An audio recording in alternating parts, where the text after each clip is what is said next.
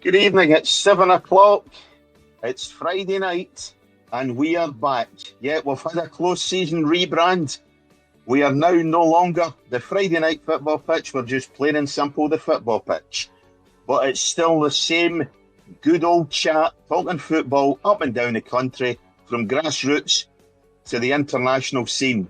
And we are joined by a couple of guys who guested regularly last season. Number one in the shape of Iain Harrison. Iain, good evening to you. How are we? We're doing well, yeah. It's been a quick summer.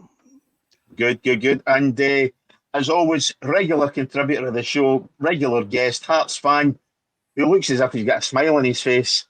Maybe nothing to do with Hibs last night, possibly the early season form of Hearts, but it's Graeme Duthie. Graeme, how are we? I'm very well. I'm not that petty, but it was quite funny. I'm not going to lie. Yeah, indeed. We'll probably get on to that later on in the show. But as always, and for the first time this season, I'll introduce my co-host. It's Dennis Newell. How are we doing? I'm fine, Cammy. Good evening, everybody. Good evening. So as you want to start, guys? Will we look at the European football for last night, for over the week? Yeah, we could do. We'll start with Rangers because I think that was the earliest game it was on. I don't know if everyone watched it. I did. I watched the first match, and I must admit, the first match, I thought Rangers were stuttering big time. Just rusty. I think it's this time of the year. I don't think these games should be played. And basically, they did struggle a bit the second half. They came on to a better game, and they managed to get something out of it. A couple of decent goals they scored throughout the tournament, and they've progressed on to the next round.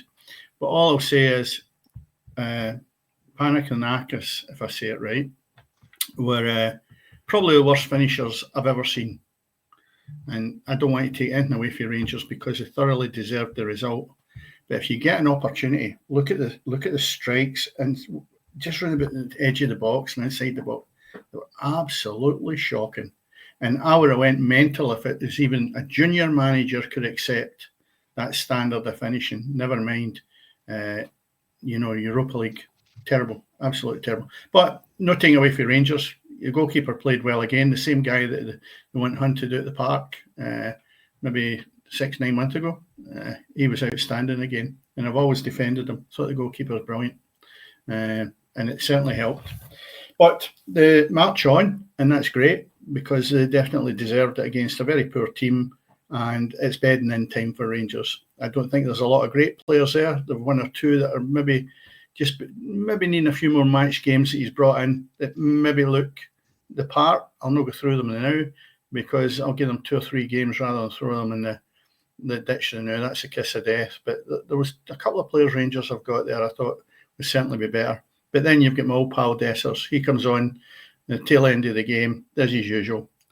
Started where he finished off. 1-1 with the goalkeeper. Hits a goalkeeper. Terrible. If he maintains that sort of a level of player, he'll not get any better out of these players than he did last year. I think he'll get found out. He's got to freshen it up big time.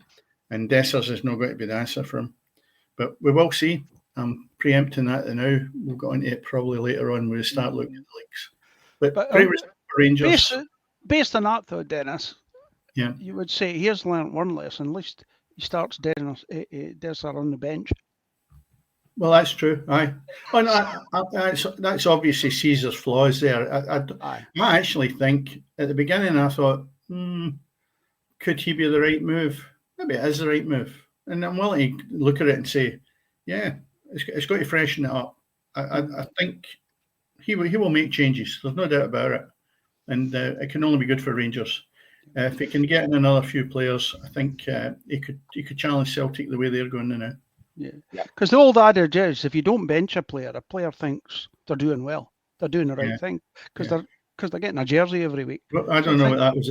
I don't know how that worked when I was playing, and I was never off the bench. The judge for you, Dennis. Was that your nickname, the judge? No incentive for you, Dennis. Graeme, your own thoughts on obviously Russell Martin. First of all, the appointment at Rangers. How you think he'll do? And obviously, you guys have got a new manager in the shape of Derek McInnes as well. So, it's all change at some of the clubs in Scotland, or the top league anyway. Yeah, I think Martin's it's a risk, but I suppose every manager is that comes into Scottish football is a massive risk. I think he might do okay. I think he's got a long way to go. I think he likes to play possession-based football, and I think if you asked a lot of Southampton fans, it didn't really work. Coming to Scottish football against a very strong Celtic team, I know that Celtic haven't strengthened much this window, but I think they will by the time this window shuts. But it's a big, big risk. And if you look at the 2 games they played against Panathinaikos, and to be fair, Dennis mentioned it there, I think but for Jack Butland, Rangers are out that tie. If you look at both legs, I thought Rangers were very, very fortunate to go through. The first leg for most of that game, Panathinaikos peppered Rangers' goal. Yeah. But for Jack Butland, who got a lot of criticism last season, understandably so. But if it wasn't for Jack Butland, they're 3 or 4 down. They then, obviously, the first leg, Finlay Carter's fantastic talent for 18-year-old. Very, very good young player. I think he'll go far. And then they obviously get the second goal through Kazama. And you think, right, they've got a lead to build on here. Go to Greece, make sure they get through the tie. And I think cup football's all about getting through. It doesn't matter how you do it, just get through. But again, you watch that game against Panathinaikos second leg, and it was pretty much attack against defence. Yet again, Jack Butland has been the difference between Rangers going out and going through. But again, I think Dennis is right. Some of the chances Panathinaikos missed, yes, Butland has a couple of big saves, but I think for me, there's a few big chances that Panathinaikos should take. When they get the first goal, you think, right, they might go and win this tie now. But fair play again. They make the change. Gassama comes on within a minute. He scores. He looks pretty decent. Yeah. But Rangers are going to have to improve massively if they want to go further, because over the 2 legs against not a great Greek side, they've been very, very fortunate. Very fortunate. I do actually think this Mikey Moore is a good signing. I've seen him a few times. He's only 17. He's a very, very big talent. So I think Mikey Moore is a very good player. But there's no doubt that Rangers have to improve massively, because I do think, yes, they are through, but if it's not for Jack Butland, they're out. They're very, very fortunate. They're still lacking up front, though. They need a number 9. And, you look at a 17-year-old coming in for Spurs, as good as he actually is, it doesn't matter. Dessers had a million chances last year to be scoring 30 and 40 goals. But if you're going to keep playing people of his calibre up front, doesn't matter what you're providing to them.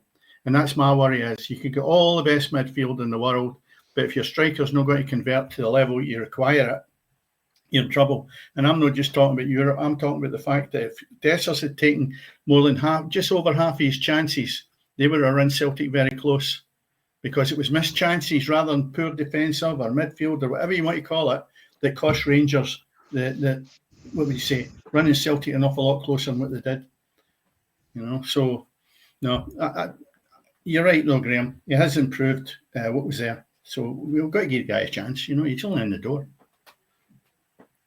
Yeah, indeed. But at the end of the day, it's all about getting the result. As Graeme says, it's all about getting through. It's all about, no matter how you get there, it definitely is all about getting through. And Rangers primarily have succeeded in doing that. They can build upon it. It gives them some money. We know, obviously, the money isn't quite as crucial for Rangers as what it was last season, certainly, but it does give the club some money, and it maybe brings in some revenue where they can go on and strengthen further, for getting through the next ties and things like that, So, yeah, as much as we can be critical, a goalkeeper's there to stop the ball going in the net. Jack Butland's done it. That's why he's there. At the end of the day, yes, he's done his job, but he's only done what he's paid for, and that's keep the score close. And Rangers have done enough, obviously, to get through. Primarily, obviously, at Ibrox, we're getting that first result. Looking at the other 2 clubs in Europe for Scotland, last night, again, another disappointing performance for Dundee United over in Luxembourg, but they've managed to again sneak through. Not quite so good for Hibs. FC Midtjylland was always going to be a difficult tie. Hibs did really, really well over in Denmark, but not so good last night, and obviously ultimately going down 2-1 in extra time, Dennis. Yeah, I only seen highlights yet, and I'm not convinced Hibs are a finished article yet. I think they're playing with a big centre half who's running about as if he's won the Europa Cup with the ladies in England, and the way he struts about there, he's not my cup of tea at all. And I Many think, penalties did they miss?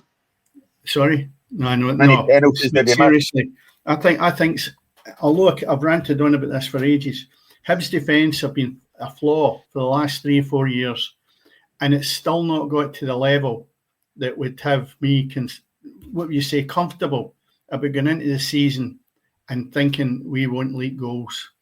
And that's my problem with Hibs. I think Can I we're add decent something up to front. Sorry? Yep, on you go, yep. Sorry, can I add something to that? Yeah. They're going to sign Grant Hanley. He was there yesterday. They're going to sign Grant Hanley. I've written that down, Graeme. That was my finishing point about Hibs.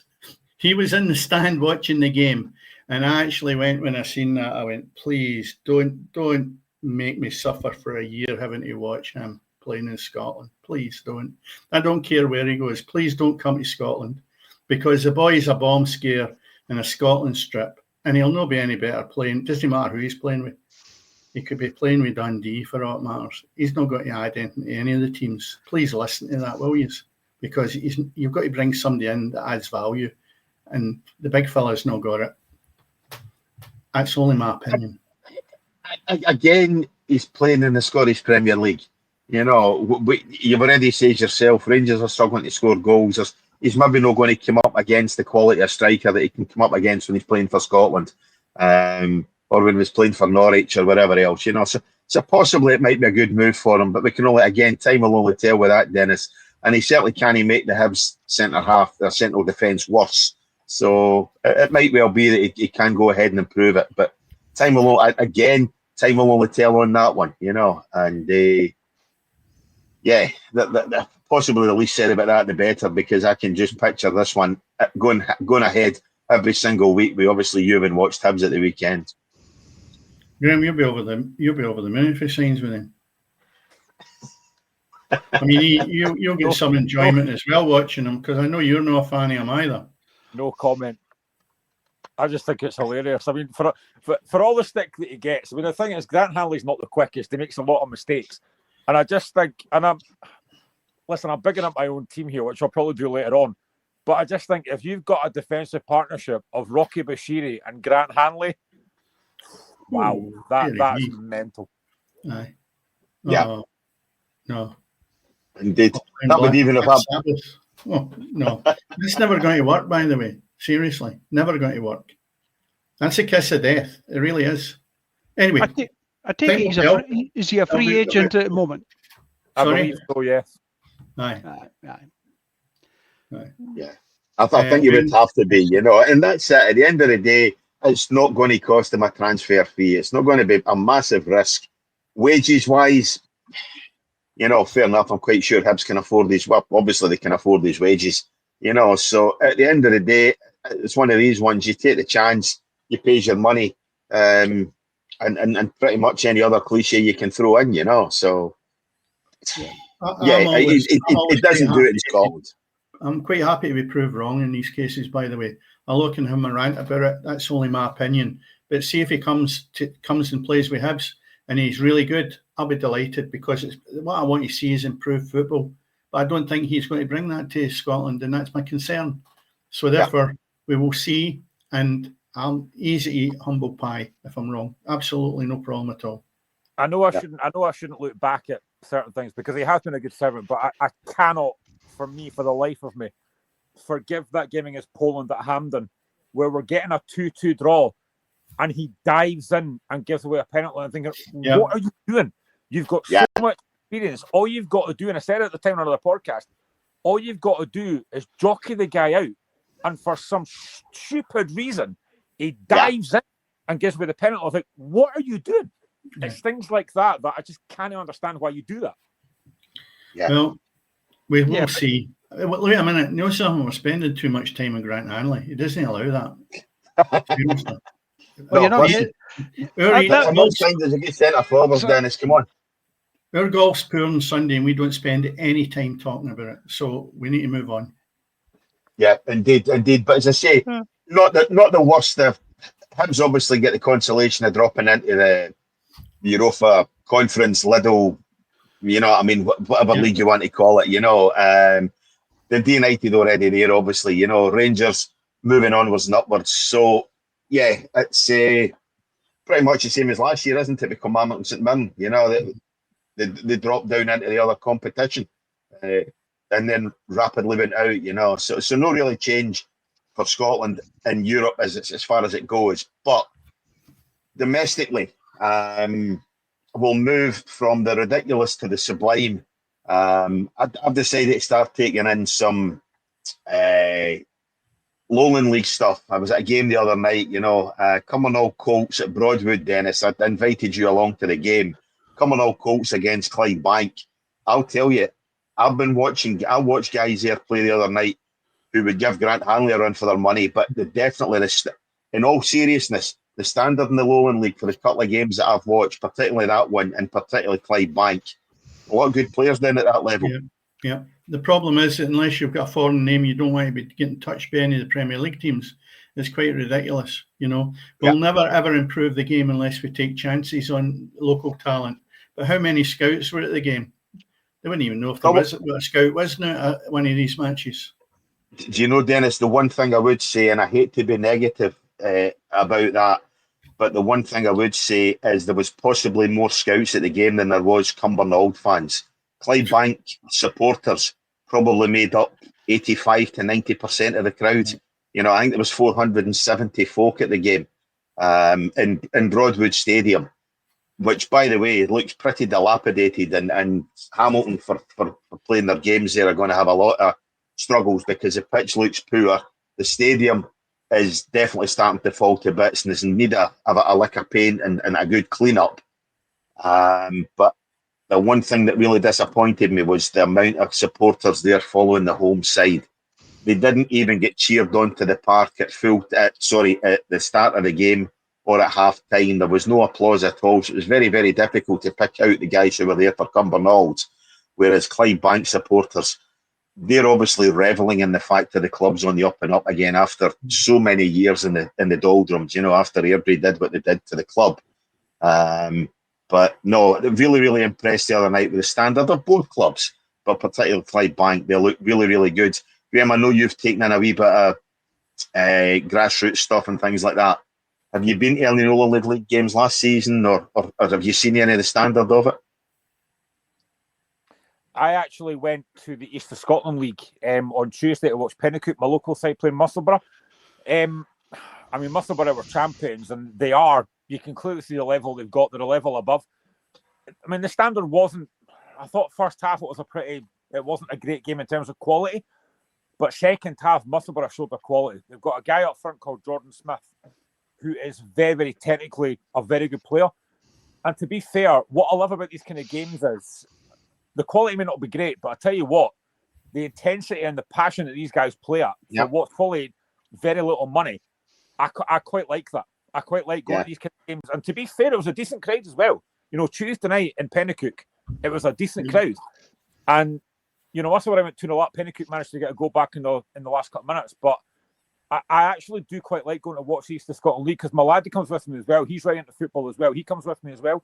Yeah. And when Hearts aren't playing or there's no other games on, I do quite like going to these East of Scotland games because it's something different. It's like, it's the heart of the community. Like Pennacook is about 10 minutes along the road from me.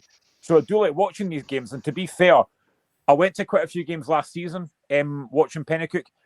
And honestly, I just love the passion and intensity, how much it means to folk. And every single player on that park gives everything. What impressed me most about Musselburgh, though, the press that they had, especially first half, they don't let up. They've got a lot of really good quality players. They've got a guy at the back called Jamie Todd, who's a very good footballer as well. I really do enjoy watching this kind of football when it's not my own team, obviously Hearts that are playing. I just like going along and watching a different type of game, and the passion, intensity, I really quite enjoy it. Yeah, I must admit, I thoroughly enjoyed that one as well. Graeme, I'm interested to say you're saying there about East of Scotland League. Obviously, you know, there's changes at Tier 5 in Scotland, you know, for next season, where we're going to have a Lowland League East and a Lowland League West, where the East of Scotland League starting to merge into the Lowland League. Do you think that's going to be a good thing for Scottish football for down at that level? Do you think it'll improve? And as Dennis is saying, we'll maybe actually get some league clubs looking into the Lowland League, to the East of Scotland leagues, to non-league football, essentially, in terms of bringing players through.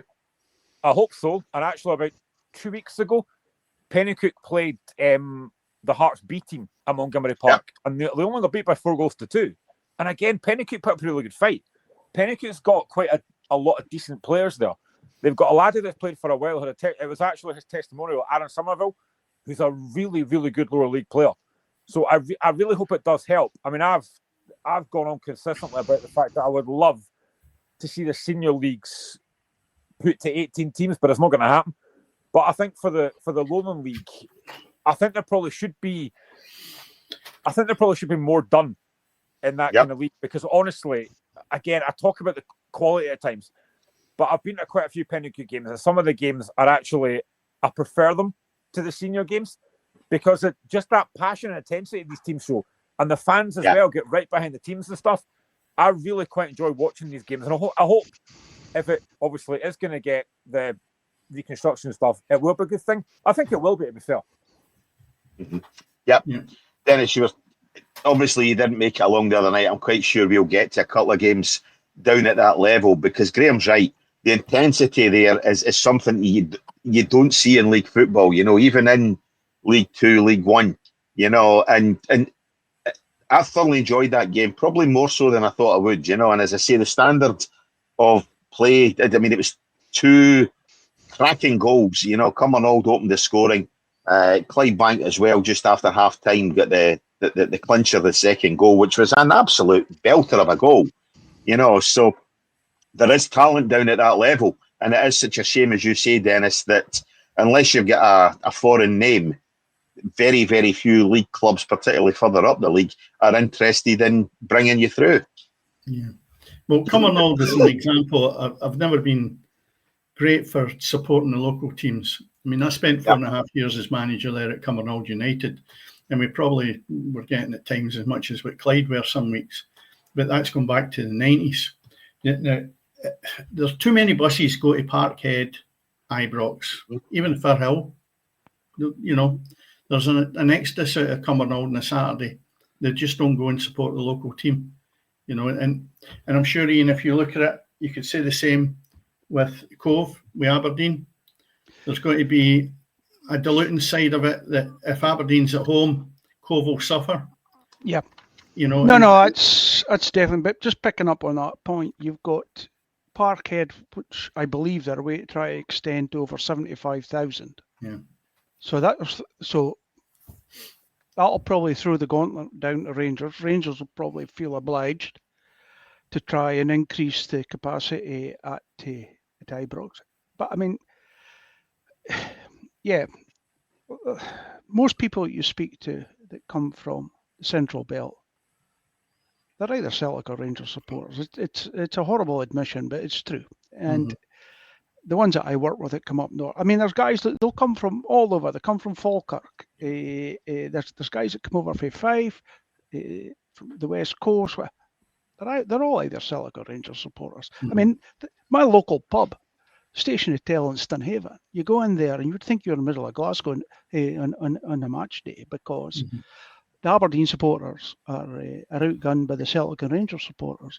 But they all say it goes back to when they were kids and Celtic and Rangers were two huge forces in Europe, which they were.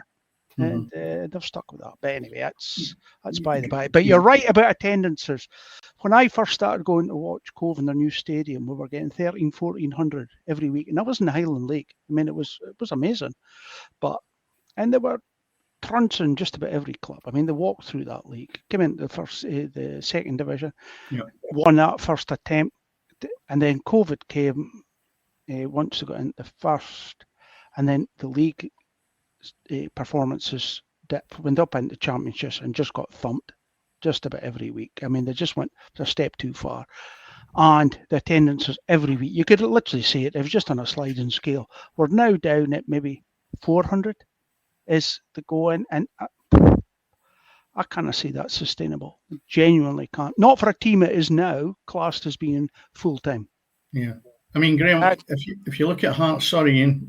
No, that's it. Yeah, finished. But Graeme, how many supporters, if your stadium at Tynecastle had to be growing, how many supporters extra do you think you could take? No, when you're playing Celtic and Rangers, because it's not full every week. I mean, that's back to what Iain's saying. You know, the Celtic and Rangers thing has got a massive capture.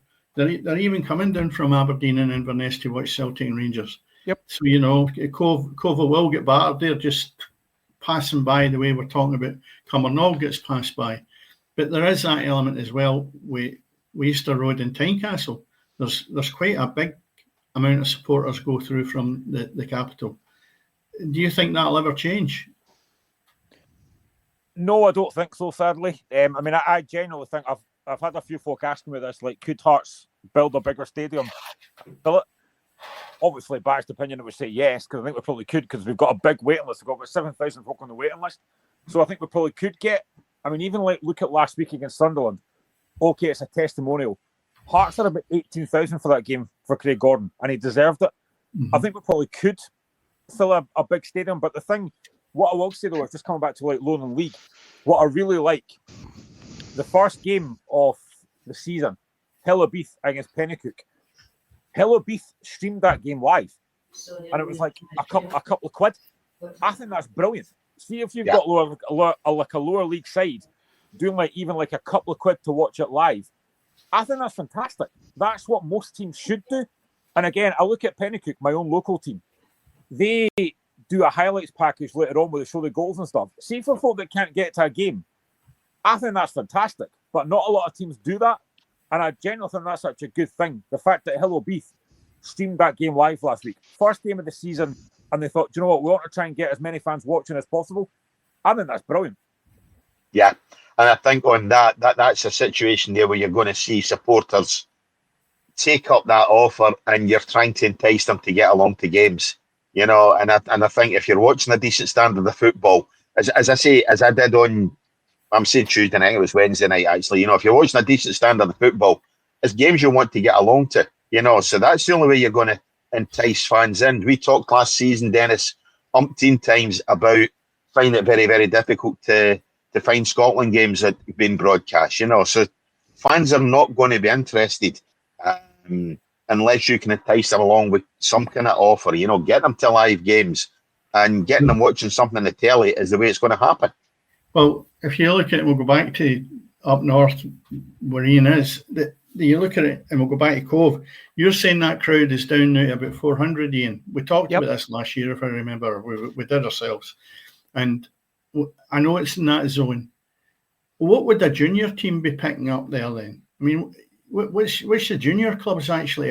If you're one of your senior clubs in the Aberdeen area, is getting 400 of a crowd, which a decent team to a point. What will the juniors be picking up then, crowd-wise? Would you know? Maybe you get 100 or so at a junior game. Right. Most of the good, what you would class junior class players, are playing in the Highland League. Yeah. Right. So the equivalent of a good junior club in say Ayrshire or in the Central Belt, the Highland League would be the equivalent, because that's the equivalent of where that players are. Yeah. And it's quite so they've all moved up. You've got to remember, Elgin City was a Highland League club.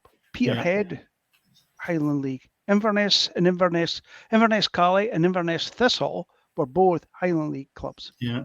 You know, and they've all moved on. The gap has been filled by what were junior clubs, like Aberdeen. In Aberdeen itself, you've got Cove, and then there was clubs come in. There was like Wick Academy have came in. They struggle for quality players, and where you are in the north, far north, you are going to struggle to entice good players to come and play. The only team up there that's really managed to capture good players is Brora Rangers, but they have got a chairman that's got a couple of quid, so that's helped them out. But the rest, and the likes of Banks of D, they are now in the Highland League. Sunnybank, it's a tragedy because Sunnybank won the Scottish Junior Cup many years ago, and they were a thriving club in the 80s and 90s. And unfortunately, the wrong people got their hands on it and just basically bankrupt the club. Money went missing, or horrible things that happened. They ended up getting relegated because of some financial shenanigans and whatever. And and they've got a great, where they're actually positioned in Aberdeen is in the middle of a huge housing estate in Northfield.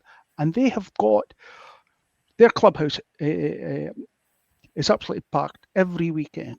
There's loads of money available there, but and that's a lot of them have got, and we don't. The rest of them don't have that. Cove Rangers, for example, doesn't have it. They have a clubhouse, but it's nowhere near. It's not easy to get to.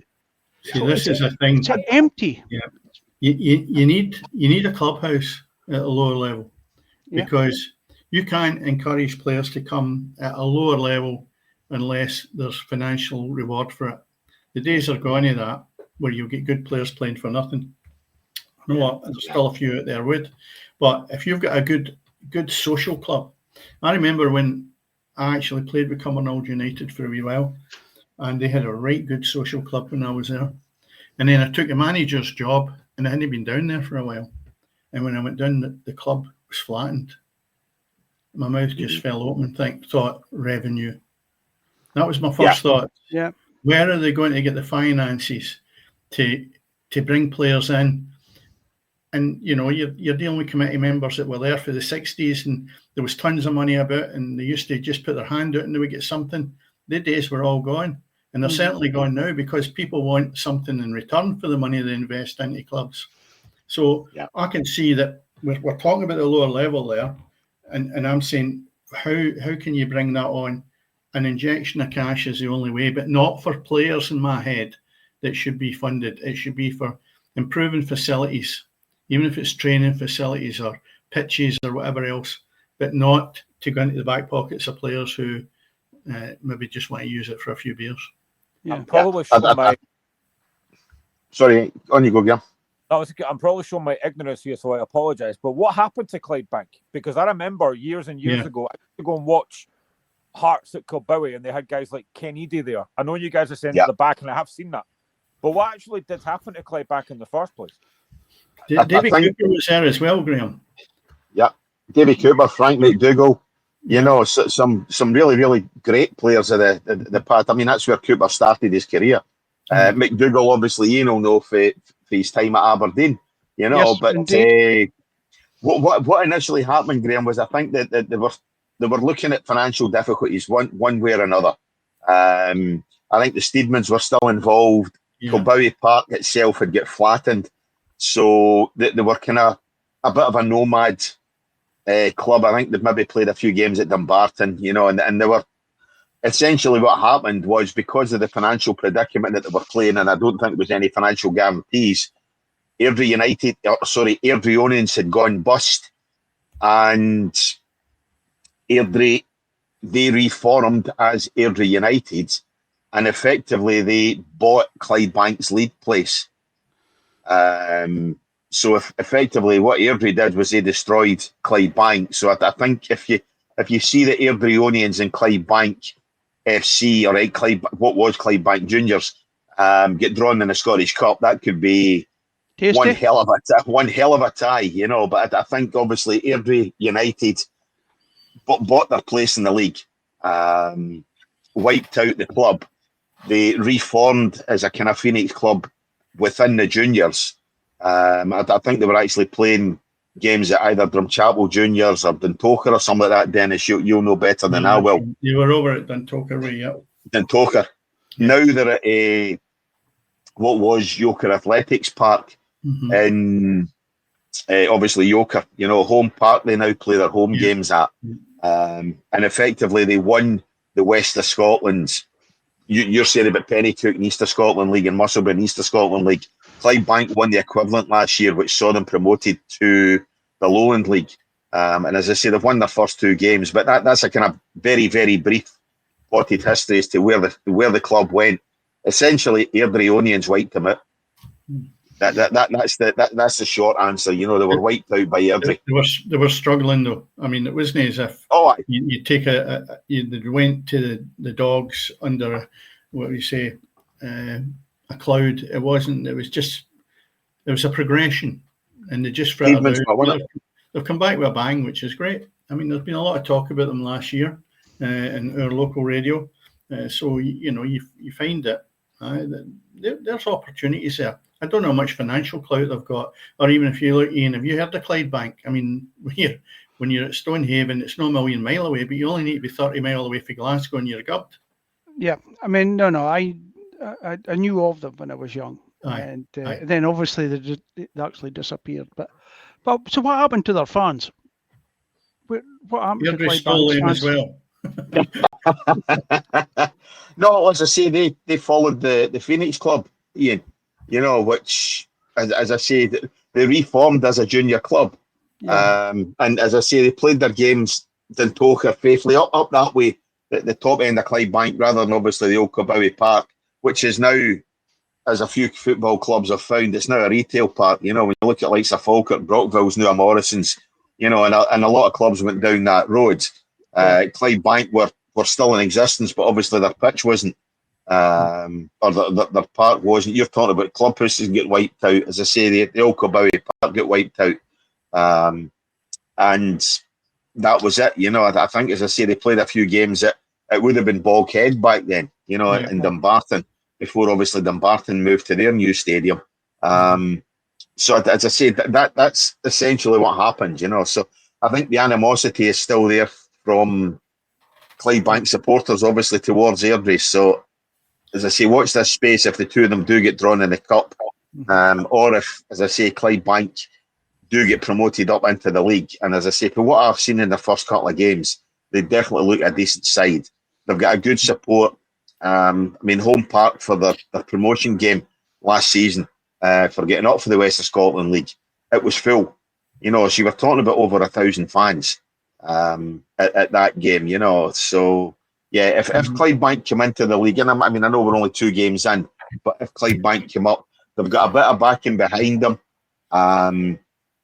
All the fans on the other night, as I say, were all decked out in Clydebank's new kit, which I'm assuming is their new kit, with new sponsors and things like that. So again, merchandise, they've got money there for that as well. When you look at like Clyde, my own club, they've not been able to sell new home strips or away strips yet because they're not in the club shop.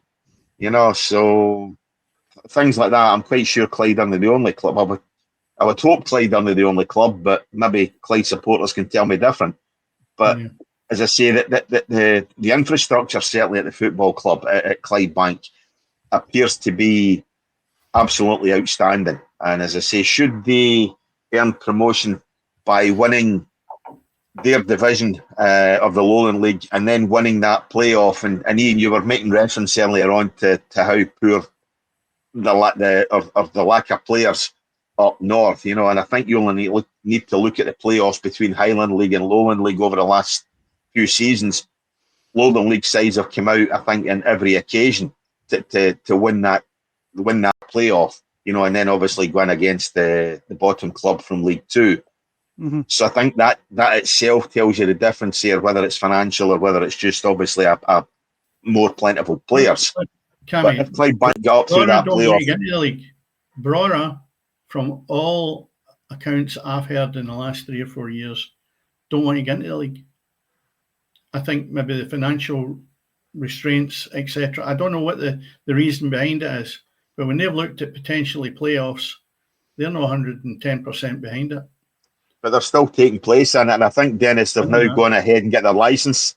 I think 2 seasons ago, I would agree with you that they didn't even bother with their licence to make sure that the ground was compliant with obviously the necessary rules. But they did last season and the season before, when they won that Highland League. So I think they're now looking to maybe see about getting promotion up into the Scottish Football League. But playing in lower league football in Scotland and being based in Brora, it must cost them a fortune. I would hate to think what the running costs are. But But it's good to hear about Clydebank. I mean, that's a positive, because everything else, unfortunately, is fairly negative. So that's good. It's good to see if there's a club in the ascendancy, because everybody else seems to be struggling, and it's the same old story. So, is it? I mean, I know, like I said, down in England, lower league clubs are getting more attendances now because people can't afford to go to Premier League games because it costs you a mortgage to turn up on a Saturday, and people have just started going to watch their local team, which is fantastic. It's a pity there wasn't more of that going on here, but I just believe that people, we've all said it. It's over winter. It's not so bad in the summer, but in the winter, little 5-year-olds, you know what stand them freezing cold in the stands. No. So it's not good. But here's hoping that the FA can come up with incentives to get like some kids in there. Because once you get kids in, the parents, if they want to go, the parents will go with them, and that's as simple as that. Yeah. All these incentives is something that we need to look at. And as you were saying, Graeme, you take your laddie along to Pennycook. I'm assuming for the 2 years to go to Tynecastle week in, week out, that the cost would be exorbitant to do that every week. So going along to your local non-league club, be it Pennycook, you know, or whatever, can only be good, and it keeps the lads' interest, or keeps your lads' interest and want to get along to a game. Yeah, I mean, it doesn't cost, because he's under 13, it doesn't cost anything for him, and it only cost me like £10.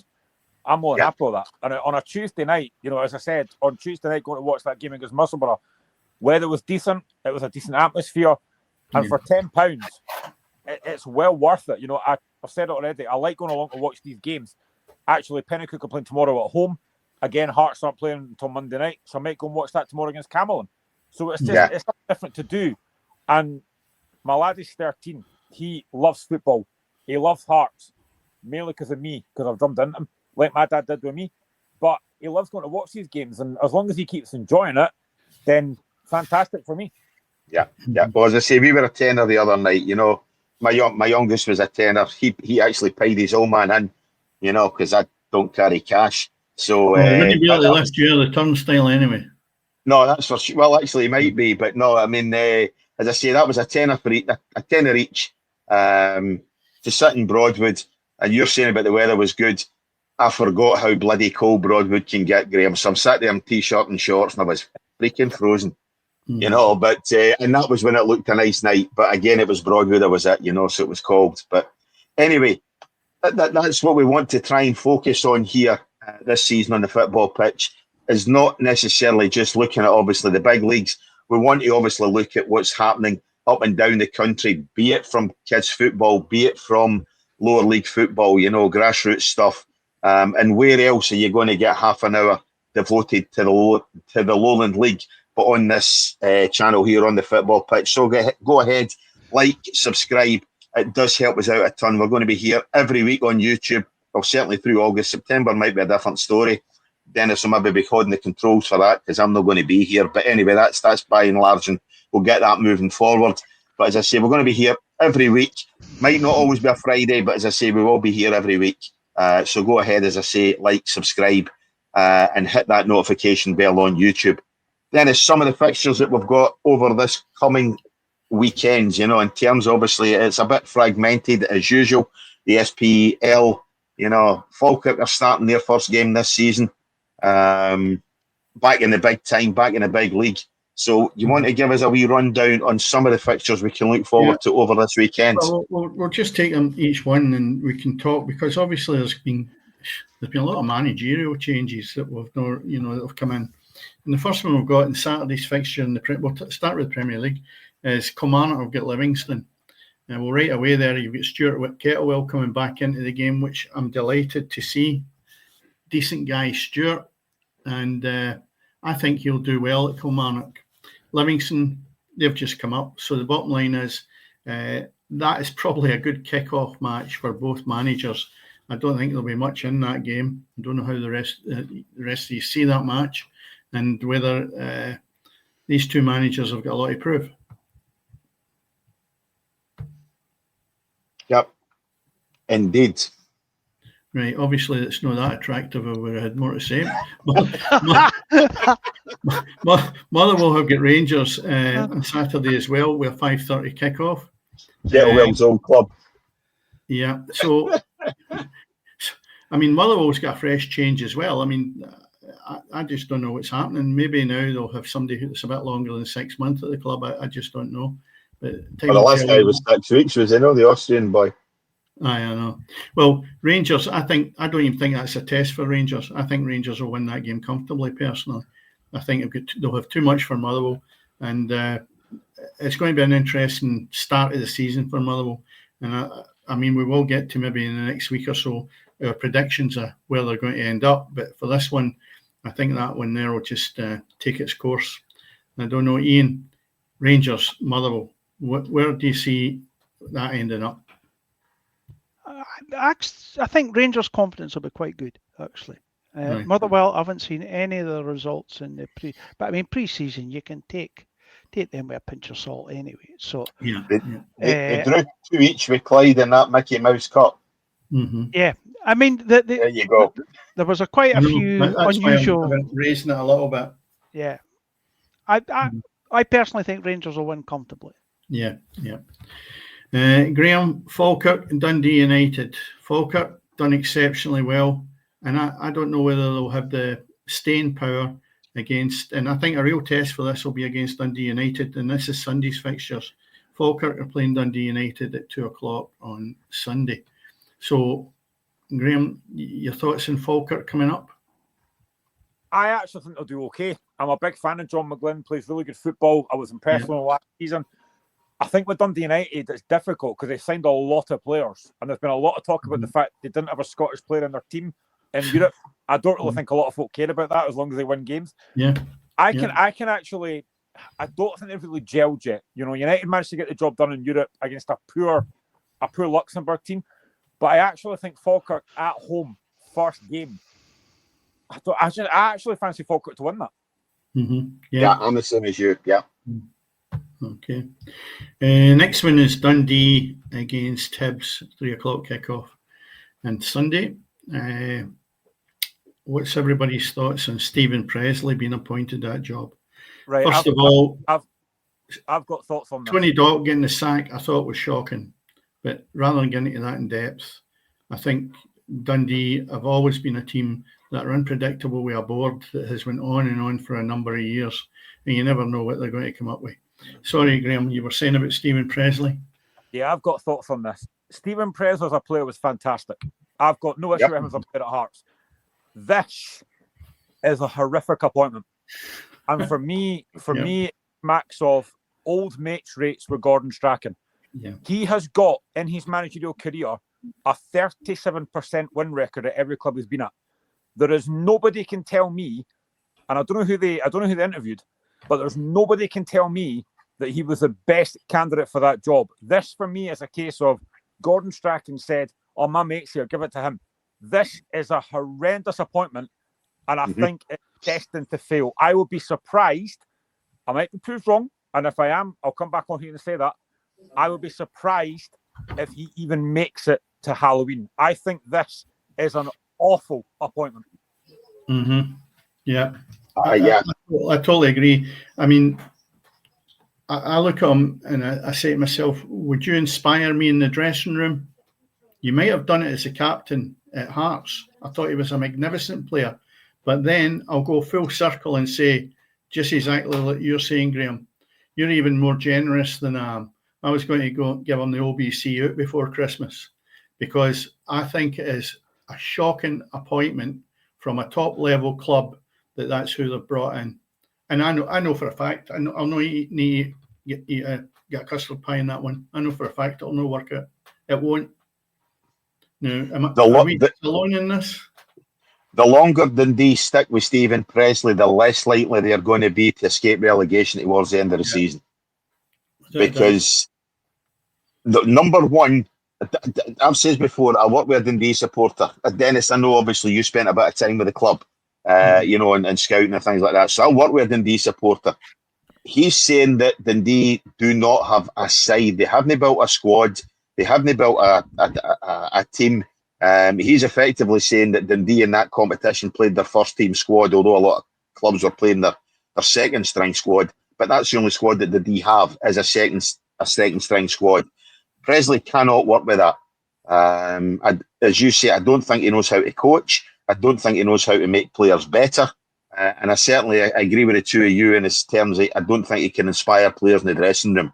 So as far as I'm concerned, definitely yes. The longer Dundee persevere with Stephen Pressley as manager, the harder it will be come the end of the season for them to get out of that relegation spot. And I definitely think they'll finish bottom two. It's just whether they finish bottom or not. When you appoint a new manager, now again, I know that people, when they say things in press conferences, doesn't really matter. But when your first interview is basically along the lines of, if you want a manager that's got ambition to win things, that's not me. What is that going to do to your team? If you're a player in that dressing room thinking your manager's come out and said that in a press conference, you're thinking, well, he's got no faith in us. There's ways to go about press conferences, and that was a complete failure straight away. You do not do yourself any favours with stuff like that. Did he say it? Most definitely. It's not what he really wanted to say, though. It just came out wrong. There must be something no right there. I just don't know how that appointment's made. I find it quite funny, actually. The one thing about it is, Dennis, I don't think. But the one thing about that appointment, I don't think Tony Dock was doing a bad job of it, didn't he? No. You know, I definitely don't think he'd done a bad job. Yep. You know, so why would you replace Tony Dock to bring in that? Yeah, but sorry, you know, you go. I'm a firm believer that every manager that you come across, just about them all, there are extremely strong personalities, and they end up clashing with a chairman because a chairman, 9 times out of 10, has got an ego to be the manager. He wants to be. It's his club, and you'll do what I say. And how many managers have lost their job not because of how they've performed in the workplace, but because they've clashed with their boss? And there's only going to be one loser. And I don't believe. I mean, when I think he was second in command to Derek McInnes. Derek McInnes at Aberdeen, right? Yeah. And the word in the street in Aberdeen was he was pulling the strings, he was doing the coaching, he was doing everything. Aberdeen, when they had their very good run in the year that they won the League Cup, etc., was all pretty much down to him. Apparently, Mr. McInnes was otherwise occupied, but the less said about that, the better. But anyway, and he was posted missing a lot of the training sessions, and a lot of it was down to Tony. And people had said the best thing they could have done was probably let McInnes go because he was coasting, and keep Tony Murphy. That was coming from hardline fans that I know that turn up every week, and then obviously we went through that. But see when you look at Dundee, what are they expecting? What do they think they can do? Right? Who's their challengers? What do they want to do? Do they honestly think they can take on the teams that you would say Celtic, Rangers, Hibs, Hearts, Aberdeen? Never in a million years. Never. That's never going to happen. Because see the board of directors. They don't have the vision. Sorry? Admit they're going to struggle against the likes of Livingston and Falkirk as well. Yeah. You know, so right, so predictions for Dundee against Hibs. It's got to be Hibs, isn't it? I think Hibs. 100%. Hibs will 100%. But I think just on the back of what you said, sorry, Graeme, for butting in, but on the back of what you said, Aberdeen proved last year they had a great start, a really poor second half of the season, and still walked away with the Scottish Cup. So any side outside the top two must look to them and say, Jesus, if they can do it, we can do it. Mm-hmm. And I would believe it. Now, if I'd been a Dundee manager, that's what I would. That's the sort of thing I would look at and say, with an average. I mean, you wouldn't admit it, but with average to mediocre players, you can put in the performances to get your cup. You probably not win a league, but you win a league. But Iain, you've got managers that go out there for self-preservation, and Hearts have just acquired one. He done it at Kilmarnock repeatedly against Celtic, trying to defend against a team that was always going to break them down. Whether you're at Hearts, whether you're at Kilmarnock, whether you're at Motherwell, wherever, you're not going to stop Celtic the way that you would want to in relation to think, we'll defend. Yeah, I know better. We can do it. You're never going to do it. If you don't attempt to have a go at them, then you're upside down. You don't know where you're coming or going. Now, I'm not saying you go gung-ho, but you've got to try and look at least getting a draw out of the game against the Old Firm. If you don't, what you bring into the game, what you taking to it. And that's where I think sometimes managers are safeguarding themselves. They don't want to be going down the road on a Saturday night thinking, oh, well, we're only beat 3-1 with Celtic or Rangers. No. And of course, Derek McInnes, and I raised it at the time, tried away at the start of the season last year against Celtic to defend and get blown away, and it could easily have been 10-0. And if he does that with Hearts, Graeme, you'll be on here battering. And that's what I feel with some of the Scottish managers. And you've just touched on it, Iain. That's where our problems lie. Self-preservation with them instead of going out and having an attacking game without going mad. Yeah. They're meant to be talented. That's why they're in the Premier League. I would say it in Derek McInnes's defence. When he first came to Aberdeen, he took one look at it and said, the structure is not suitable.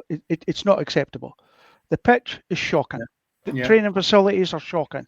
There was other things within the infrastructure. He says, you need to change all of that before we can put a decent side out there, because without that, we cannot play decent football.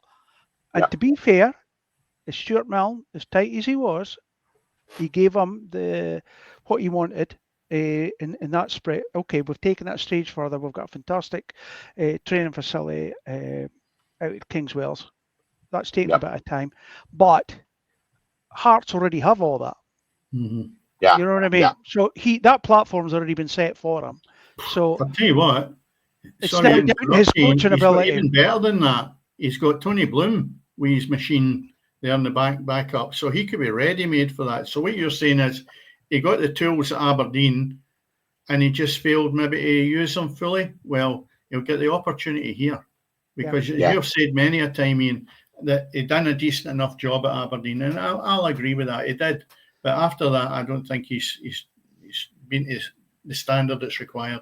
No, he did. He definitely steadied the ship. There's no doubt of that. Yeah. So Graeme, ahead of the Hearts home game on Monday night against Aberdeen, I know obviously if you're looking at what you've done in social, some of the stuff you've posted in social, you're actually very, very optimistic about Derek McInnes at Tynecastle. Following on from when the appointment was made, I know you were looking at wanting to get a foreign manager in because of Tony Bloom. But do you feel that now that McInnes has got his foot under the door, he's had obviously the League Cup, you do seem quite optimistic? Yeah, and I should learn my lessons as a Hearts fan not to be so optimistic, because it tends to go wrong when I start doing that. But I think there's a lot more encouragement. I think he signed very well. Again, I know that I talk about managers saying stuff in press conferences, but everything he said has been very, very good. He's been very positive. He's talked about the standard at Hearts that you have to set, which I just don't think we did last season, and we know that. I think keeping Lawrence Shankland is massive. That was going on for far too long. And I think the signings that we made have been very positive. You know, we needed more pace in the team. We've got that. Clyde O'Braga's been fantastic so far. As anyone that's watched TikTok earlier will know, the fact that I just sang that song that Queen did, that was quite funny. Kizreedis out wide looks really good. Kerjota's come in. Stuart Finley's done very well. We've got 2 more players to bring in. There's a lot more positivity. And I think last season, I thought pre-season was an absolute shambles. We didn't play enough game. It wasn't great at all. I know I have to caveat it by saying that we played lower league teams in the Premier Sports Cup, but I've seen Hearts fail in these games before. We've won these games comfortably, scored 16 goals, conceded 1. There's a lot more positivity going into the season. We've got a big squad. When we sign these other 2 players, we've got a squad of 32. That will get trimmed before the window shuts. But we do look far better. We look far more compact. We look far quicker going forward than... That was one of the issues I had last season with the lack of pace going forward. Yeah. We've got that now. And I think it always helps when new players come in and they settle quickly. We've got that. So I think there is more positivity. I know I have to caveat it. And we have to make a statement on Monday. We have to win the opening game against Aberdeen. Because if we don't win that, if we lose that game, then straight away you're thinking, oh, here we go again. But same old. I just have this feeling that Derek McInnes understands what it means to be a Hearts manager. I know you've got to do like his first interview straight away. He said, I've wanted to manage Hearts for a long time. He understands the demands of Hearts, which I just don't think Neil Critchley really did. So yeah, there's a lot more positivity, but I think that first game on Monday is massive. Tynecastle Park, under the lights, against a team that's not won at Tynecastle since 2017. We have to go and make a statement. Make sure we get 3 points on the board and then carry that on. Yeah, most definitely. See the fact that Shanklin, is he going to play him right through the middle? Because I think that was one of the failings that Hearts had last year, was that Shanklin was playing off the forwards because he was just not doing the tricks that he was normally doing in the box finish, right?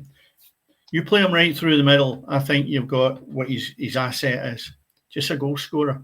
That's all you want him for. A goal. I know he's got more in his locker, but you just want him scoring goals. And when he starts to get confidence, once 2 or 3 have hit the back of the net, you don't need to move him anywhere else. You get people to play for him. And I think that was what was wrong last year. They relied on him too much as being a whole team player instead of just going and doing the gig of scoring goals. And if Derek McInnes plays him right up front, I think you'll see the best of it. And the players around about him will help him. I wouldn't be negative about Hearts this year simply because of the way the infrastructure is and investment and everything. And McInnes should be able to improve the team big time because he's experienced. I mean, you just need to look at the experience he's had at Aberdeen in this league. It's been exceptional to a point that level, he can still go and get into cup finals and, be in a position that he can compete. Whereas you've had people at Hearts recently who have not been able to do that for you. Yeah, I think last season it was kind of square pegs, round holes, trying to play the position. You need to play players in the right position. And I think that's the one thing that Derek McInnes will do. He will play, he knows how important Shanklin is. He will get him up front as the focal point and he'll score goals again. Yeah. Okay, one of the games we've missed. So again, you're taking it then, Graeme, that you're going to beat Aberdeen on Monday night? I probably wouldn't disagree with that. I am going to say Hearts to win 2-1. You agree with that, Iain? I'm afraid I would. I find it difficult to. There's no evidence in the past history to say that we're going to beat Hearts down there. Even when we're playing at our best, there's always seemed to be the bogey team. And this will be our first real competitive game. This will be our first competitive game in the season because we didn't play everything in the league. So we lost 4, was it? I think it was either 4 or 5 loan players that were regulars in Aberdeen team last year. They're gone. We've lost 2 others that played in a cup final. They've been signed. One just went away to Turkey today. I think he was signed by a Turkish Premier League team. So probably we're going to struggle a wee bit. And it's basically got to patch your team together, throw it out there, see what happens. Mind you, I said the same last season. I thought they would really struggle, and they won, 10 in a row or something. So, do you think that's possible this year? No, I can't see it. But what I will say is that the supporters are absolutely jubilant after. There was quite a few before the cup final were even dubious about going down. And it was like, oh God, we're going to do Glasgow, get another pump. But there was quite a few season ticket. Am I going to get one? Am I not? Yeah. And then so they ended the season on a high. The players did, the supporters did. Season ticket sales went up. So the supporters are still living off of last year. So, but I have a funny feeling we'll make them do a wee bump on Monday. And we'll have a big support that goes down to Tynecastle on Monday. Aberdeen's got an amazing away support. I absolutely phenomenal. They'll take 4,000 or 5,000 just about everywhere. Incredible. And my 2 nephews go, and they said that they rather go away games than the home games because they think that the team, I don't know, they just seem to struggle on with home games, whereas the away games they seem to play better. So. Yeah. Well, the game we haven't touched on is obviously tomorrow, Sunday at Celtic Park, where the champion Celtic obviously taking on St Mirren live on Sky. Pretty much, I think that should be formality for Celtic. Should be expected that Celtic will get a victory in that one. But we'll look at the Championship, and tonight, quarter of an hour or so, 20 minutes or so ago now, our both kicked off the season for the league anyway, at home to Ayr United. That's live on the Babe. Ayr United tomorrow, Ayr won up, as you say, Dennis. So tomorrow we'll get Airdrieonians at home to Ross County, Morton at home to Dunfermline, Raith against Queen's Park, St Johnstone against Partick Thistle. So the two relegated sides there. I don't think either of them have got an easy tie in tomorrow at all. Looking into League One, the games tomorrow. Iain, your own Cove Rangers, Queen of the South have got a wee trip up there. Hamilton at Broadwood, Clyde at Hamilton, bloody hell. Home to Montrose, Shelty Hearts at home to Cally Thistle, Peterhead and East Fife, the two promoted sides, and Stenhousemuir against Alloa concludes the League One fixtures. And League Two tomorrow, we've got Annan at home at Elgin, Clyde are going to Dumbarton, East Kilbride FC at the Ross Commercial Finance K Park Stadium. There's a mouthful and a half for you. They're at home to Spartans, Edinburgh City at home to Stirling Albion, and the bottom two sides, Forfar Athletic against Stranraer. They look to be obviously getting their season off to a better start than they did over the last couple of seasons. Nothing really to inspire you in terms of fantastic matches at either level, but you've got to wonder, Elgin City all the way down to Annan Athletic on the opening day of the season, lads. Yeah, we touched on this big time last year, and more so when you get into the poorer months of the year.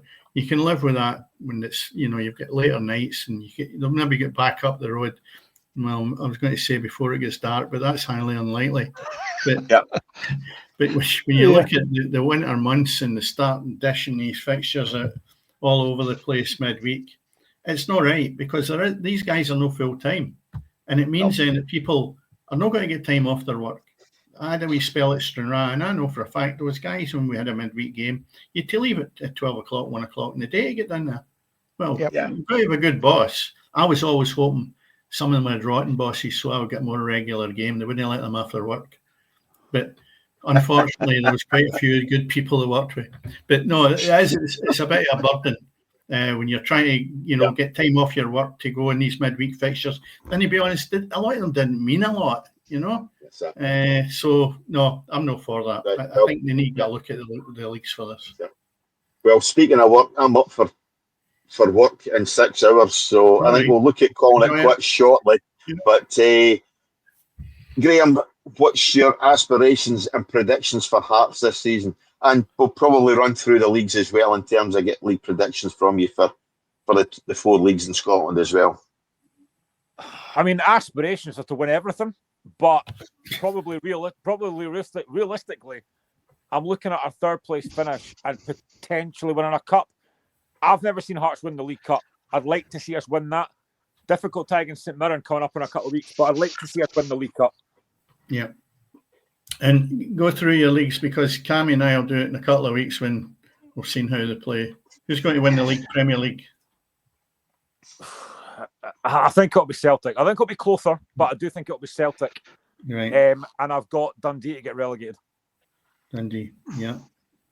You want to look at the rest of them, or next time you're on, you can make your mind up a wee bit easier.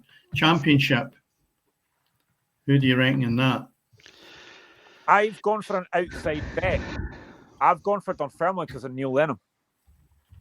All right. Interesting. League One. Even though they've got a 5-point deduction, I've gone for Inverness. Fair enough. That's strange to carry that on, isn't it? Yeah. And League Two? To be honest, I can't, because of the money they've got behind them, I can't see past East Kilbride. Yeah. Yep. Yep. Iain, when you look at the fixtures and now they're sitting 3rd in the league, I can't go with that. They've not kicked a ball yet. Well, hang on a minute. Clyde must be 2nd then. That's right. Yeah. Behind down in Athletic. Can we just call the season now then? Yeah. So you've got East Kilbride, yeah. Mm-hmm. Right, Iain. Thoughts for the predictions for the season? Aberdeen expected to be. Expectations would be best of the rest. 3rd place. I think they've got to be realistic. Right. Okay. And just as Graeme says, a cup. Why not? They've done it once. They can do it again. Going down. Yeah. No, who's winning the league though? Yep. Oh, winning the league, I'm going to go put my neck out and say Rangers. Oh, don't know about you playing golf with me on Sunday after that remark. I'm just looking for a change. It's getting I know so. you're I'm saying it tongue in cheek because everybody goes for Celtic. I know. Relegated, Ian. Yeah, relegated. I'm afraid I'm going to have to agree with Graeme. I think Dundee's not looking good at all. Yeah. There's obviously a lot going on. To be fair, I haven't really looked at the championship. I'm not 100% sure on that at all. Right. In any of the lower leagues, I'm waiting. I was waiting to see how the first couple of games went first. Yeah, well, we'll do that. We'll leave you, Ian, because you can save that up for the next time you're on.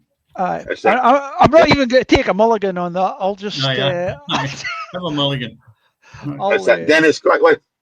No, I'll give you mine next week. We're running on. Okay, we're nearly 8:15, and you're going to your bed. I'm normally brave one to give a prediction for all 3 leagues. Then that's typical. No, listen, I'll go as well. I'll come in as well. I'll give you mine. I've absolutely no problem. I'm not like Dennis. I'm not waiting to see if the season's done. Then I'll make a prediction. You know, I ain't going to predict Paris Saint-Germain are going to win the Champions League on the semi-final stage. You know, let's be fair. But just kept it quiet up to then. I know, that's that, exactly. Right, I'm going to go Celtic with Dundee to get relegated. I think we're pretty much unanimous across the board. Even you might go for that one, Dennis. I'll tell you what, I'll just put mine in then. I'm going the same as well. Right, on you go. Putting Celtic and Dundee. Yeah. Celtic I'm going to go Championship, Ross County. Ross County. Such a tough league to call, though. So murder. Yeah. I know that. Yeah, murder. I'll throw a strange one in there. I'm going to say Partick. You're going to go Morton. No. I'm going to say Partick. Thistle. Yeah. League One.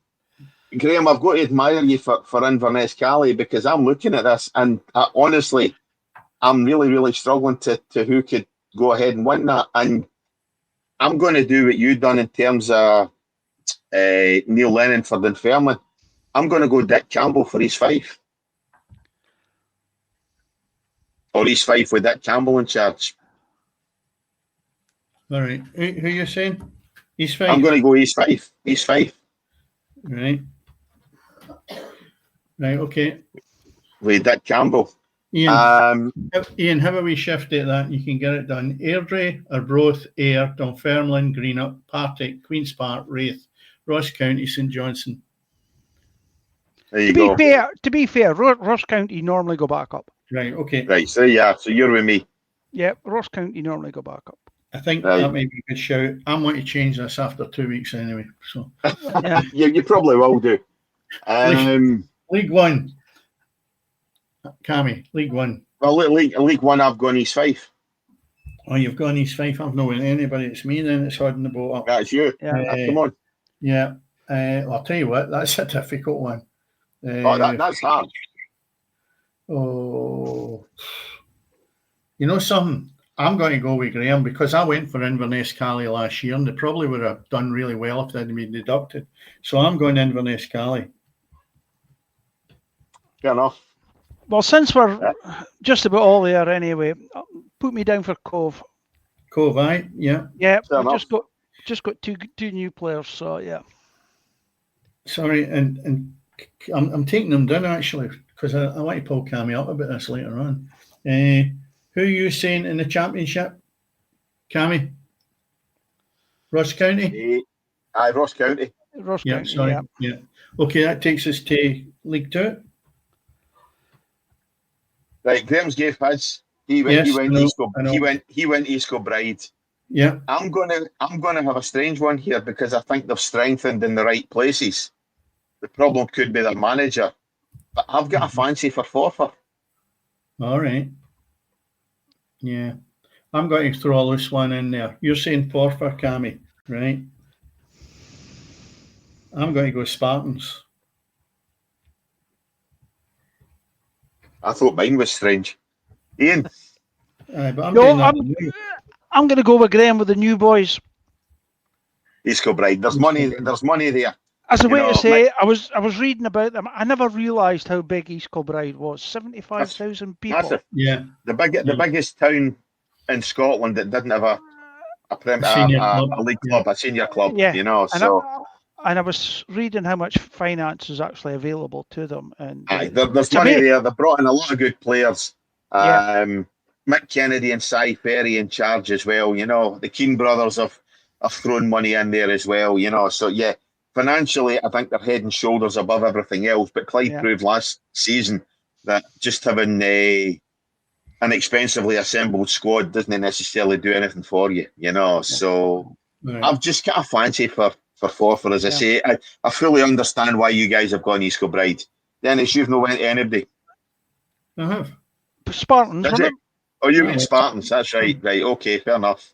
Right. Well, that was an exciting bit of the show. Yes. So I'm going to go and you've put a got wee side bet on. to listen. I think I'll put a bet on Dundee to beat Hibs tomorrow after our confidence there. It must be good odds. Yeah. No problem. If you have made it this far, listening to the show, we definitely appreciate you. Apologies to Dundee fans, Hibs fans, and anybody else's fans who feel that obviously their time has come already. But you have been listening to the Season 2 debut of the Football Pitch. Dennis, you want to say something? No, Cammy, it's just changed with the way your head keeps coming along. It goes Football Pitch. The Football Pitch. Pitch. There you are. Hang on, that way. There you go. The P's been blocked out all night. But anybody that knows Stephen Presley, wish him all the best for the season. I think it's unfair that you lot gave him a hard time out there. I think he's in a taxi. He's in a taxi to your house. Stephen Presley's got one thing in common with it. Sorry, Graeme, on you go. Elvis has left the building. Exactly. The poor man. Hey, if only, say Dundee fans, you know. But the one thing that Stephen Presley's got going for him is he hasn't listened to the end of this show tonight. You know, he might actually feel he's still got something to live for. But it's only our opinion, right? We have no malice against anybody. It's just an opinion, and that's all it is. I mean, to be fair, I'll tell you what. If Stephen Presley had watched me playing, I'd have a brass neck giving him stick. So that's the way I look at it. As a player, the man was magnificent. I love watching him playing, but we'll need to give him the benefit of the doubt and hope that he can do well at Dundee. To be fair, he's caught in a trap. Huh? Mm-hmm. He is caught in a trap. Yeah. Yes. And he can't get it again. No, wait a minute. No, if you're a Dundee chairman, you've got suspicious minds about him, though. Oh dear, I can't go on. Oh no. Right. All right. You have been listening to the Football Pitch. Good night. No. Hang on a minute, I can't find the button to hit end. There we go, it's there somewhere. Good night.